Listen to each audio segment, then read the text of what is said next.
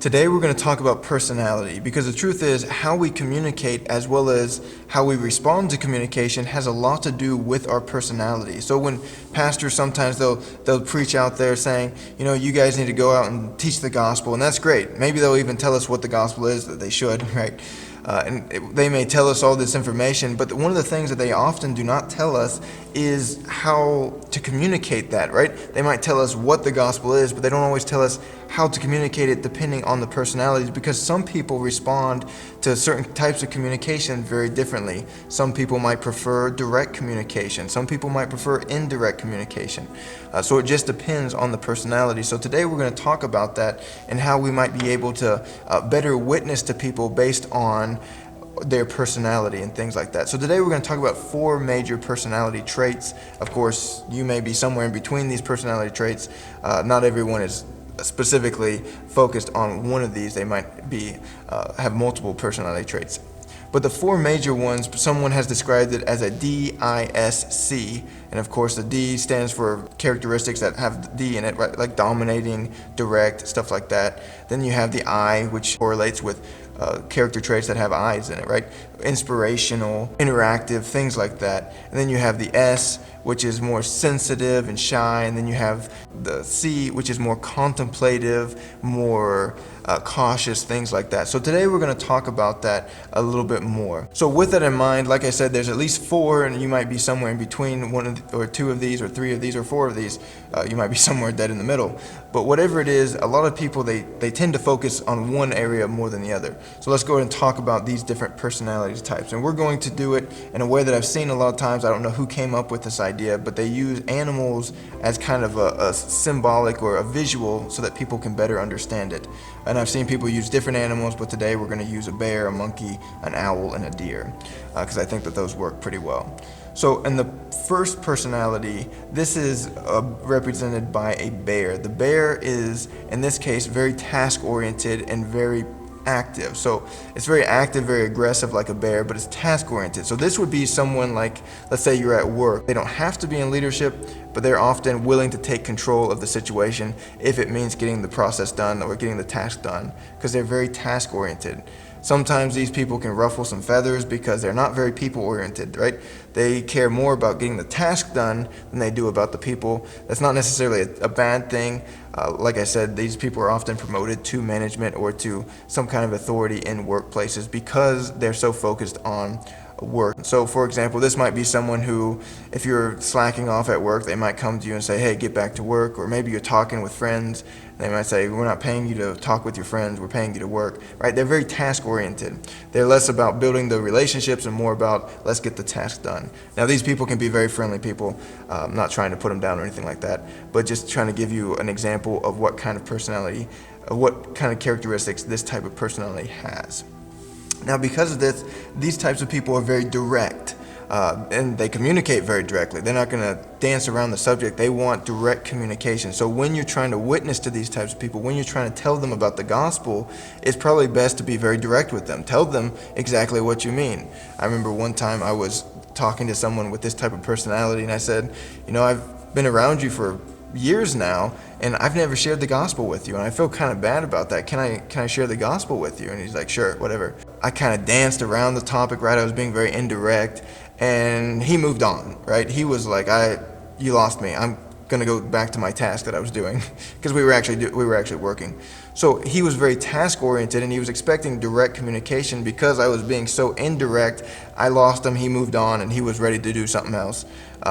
If I had been more direct with them, it probably would have been a more productive conversation. That's not to say that had I been more direct, it was 100% chance that he would have accepted salvation. That's not true, of course. It's still up to the individual, and it's between him and the Holy Spirit. But obviously, I could have handled the situation a little better if I had been more direct in that situation. They're also very challenge-oriented, right? Because if they're task-oriented, then they want challenges. So I could have said, here's a book that you might want to read. I would challenge you to read this book and get a little bit better understanding of what I'm talking about. So with those types of personalities, it might be best to be direct and to give them a little bit of a challenge. The next personality is more like a monkey. Monkeys are, of course, very playful, very fun to be around, stuff like that. And these are the type of people. The bear might be someone who's in charge, someone who's ready to take charge, very active, but they're task oriented. So you might go to work and work for them, but ultimately you go to work because there's someone like the monkey there, and you enjoy going to work because of the monkey. So the monkey generally makes the task a lot more enjoyable. They may not be very focused on the task. They may be more focused on the people, right? More like people pleasers, things like that. So if they are more like people pleasers and they're more focused on the person than they are the actual job, a lot of times when you're trying to interact, when you're trying to witness to people with this type of personality, you can probably be somewhat direct, but ultimately they're probably going to appreciate it if you come to them with more of a, hey, let's talk, let's get to know one another, because they're very people oriented. So small talk is probably more important to them than it would be to the bear, right? The bear's like, just get to the point. Whereas this person's like, let's build this relationship. So you could do something with them, have fun, interact with them, and then share the gospel that way. But if you just go straight up to them and say, hey, I'm going to tell you the gospel, and you're very direct with them, it might not go as well. So then you have the C personality. This is more like an owl. The owl is more wise, right? The owl isn't probably as aggressive as a bear, of course. It's more cautious, more laid back. The owl is not someone who's usually in charge, but this is usually the person you go to for answers. This is someone who's really contemplated the different things. They're very task oriented like the bear, but they're not as aggressive as the bear. They don't take charge like the bear would. So with this owl personality, again, this is someone you go to for answers because they're the fact people.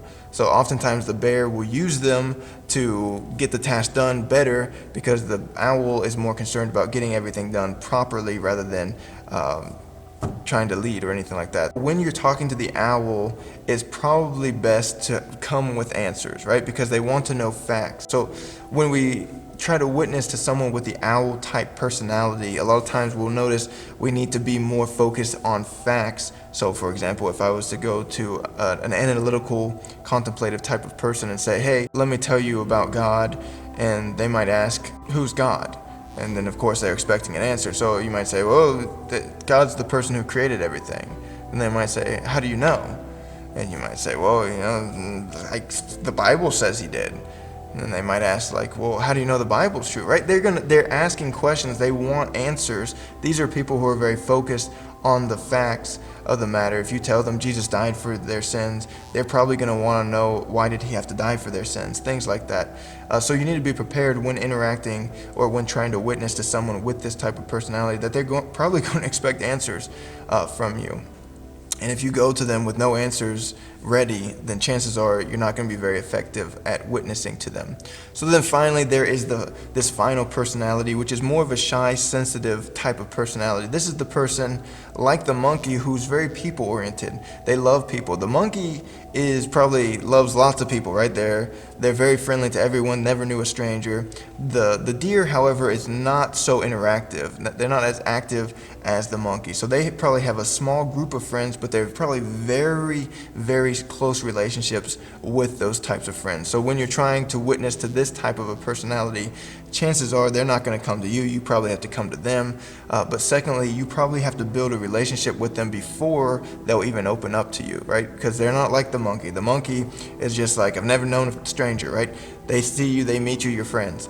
But with this type of person, this type of personality, you're going to have to build a relationship with them to try and be more effective, because chances are they're not going to open up to you unless you've actually built that relationship. So these are the 4 major personality types.